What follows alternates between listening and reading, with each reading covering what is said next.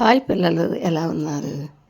ఈరోజు మనము ఎవరు గొప్పవారో తెలుసుకునే కథ చెప్పుకుందాం. రామయ్య అనే ఒక వ్యక్తి ఉండేవాడు. ఒకసారి అతనికి ఎవరు గొప్ప, ఎవరిని ఆదర్శముగా తీసుకోవాలి అనే సందేహం కలిగినది. ఒక సన్యాసి వద్దకు వెళ్ళాడు. ఈ ప్రపంచంలో ఎవరు గొప్పవారు అని ప్రశ్నించాడు. అప్పుడు సన్యాసి, ఇంకెవరు, ఆ భగవంతుడే ఈ ప్రపంచంలో అందరికంటే గొప్పవాడు. అతడు అనేక అద్భుతాలు చేయగలడు అని చెప్పాడు. వెంటనే రామయ్య ఒక దేవుని ఫోటో తీసుకొని ఇంటికి వెళ్ళాడు. అతని భార్య లక్ష్మి చాలా సంతోషించింది.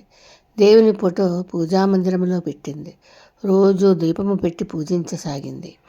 4 రోజులకు ఒకసారి శుభ్రముగా తుడిచేది. ఫోటోను చక్కగా అలంకరించేది. రకరకాల పిండి వంటలు చేసి నైవేద్యము పెట్టింది.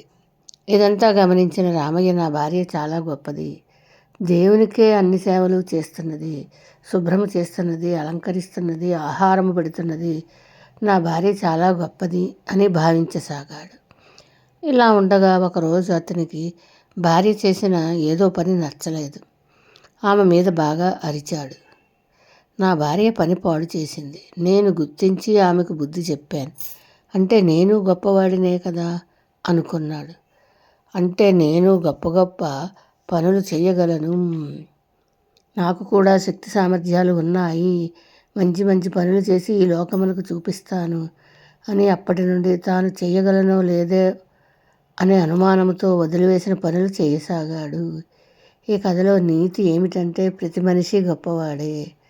తాను అనుకున్న పనులు సాధించగలడు.